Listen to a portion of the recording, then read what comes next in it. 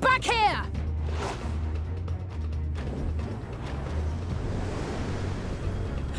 Is that... It can't be.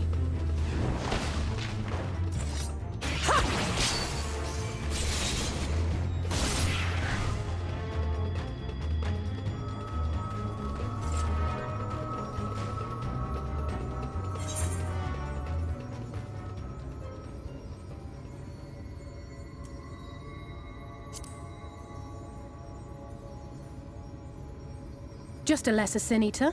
Nothing to write home about. I knew you'd turn up sooner or later, but I had been hoping for sooner.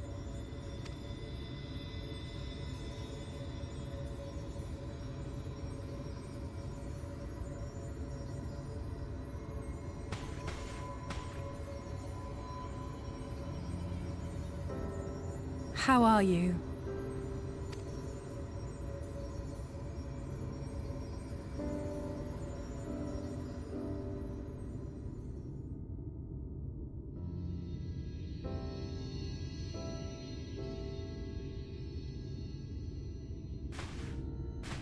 We've fought them to a standstill, then.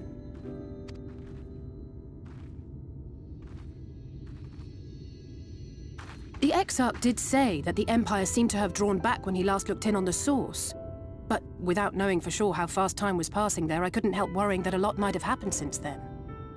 I'm heartily relieved to hear that it hasn't, just as Alphino must have been. As you can imagine, both he and Urianger were desperate to hear the news from home when I arrived. I haven't actually seen Thancred and Y'shtola yet, but they will have heard all the latest developments from the Exarch by now, or should have at least.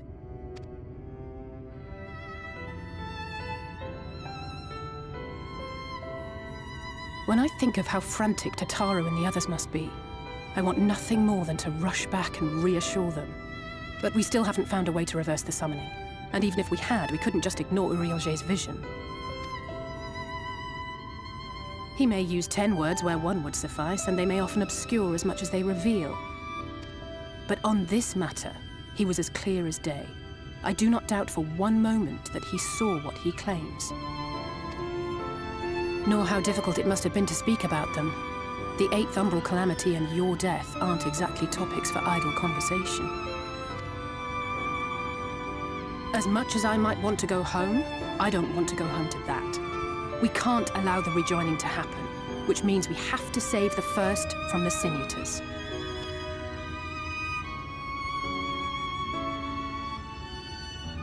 That great wall of white is a remnant of the Flood. 100 years ago, the balance in the First tipped decisively in favor of light. From that moment, it rose and swelled with each passing day, and then, without warning, it burst forth like water from a broken dam. A colossal wave of pure light, drowning everything in its wake. Only Norvrant was spared. For the most part, living things are composed of ether of various different aspects. But when exposed to such a flood, their etheric harmony is shattered, and their natural form breaks down. Then they either perish, or are warped into mindless abominations.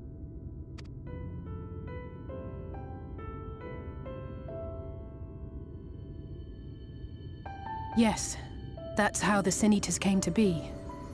They were once living creatures, or people, that were caught in the path of the Flood. Once the change is wrought, there is no going back. In that instant, they are gripped by an insatiable appetite for ether, and will happily gorge themselves on any living thing within reach. But even that is not the worst of it. The stronger Sin Eaters can plant light in us, like seeds in soil, corrupting our ether, and triggering the birth of new monstrosities. They are creatures of base instinct, that exist only to feed and to multiply. They feel no pity, know no remorse, and are utterly deaf to reason. Which is why they must be destroyed. Every last one of them. The infirmary is full of the Sin Eaters' victims, left here to spend their final hours waiting for the change to overtake them.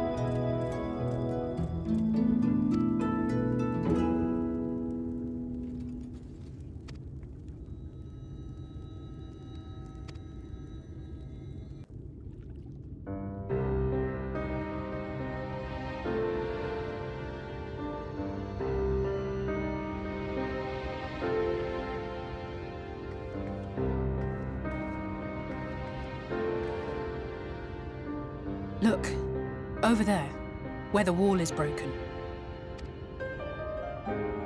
Do you see what lies beyond? That's what the land became after the light flooded in. An empty, white nothingness. Life cannot exist in such conditions. The primordial light would wreak havoc on the body's etheric balance.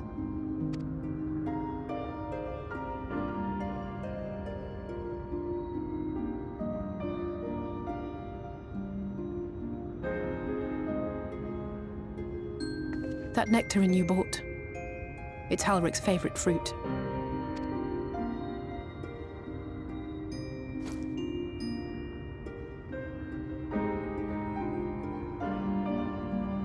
Most of the patients, Halric included, survived the attacks of powerful eaters.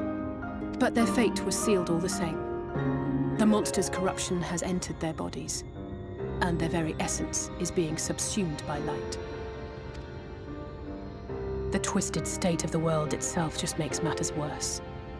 Under normal circumstances, a person's ether naturally tends to equilibrium. But for these poor souls, the opposite is true. Sooner or later, every single one of them will turn.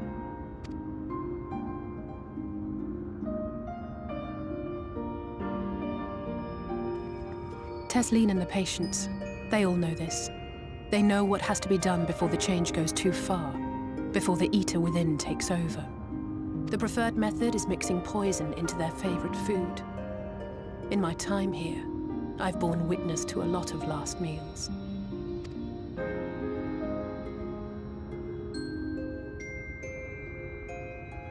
I feel just as helpless as before. No matter how hard I fight, it's never enough.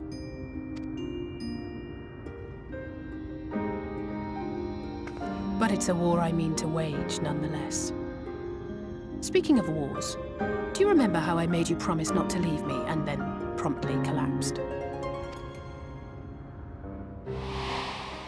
Well, let's just say I had a few choice words for the Exarch concerning the timing of his summons.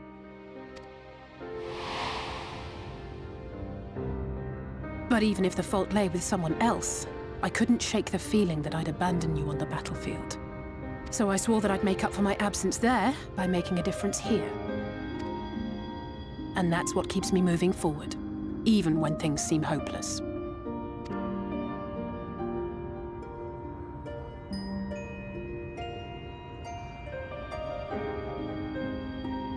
On which note, it's time we headed back. The longer we keep Tesleen waiting, the harder this will be for her.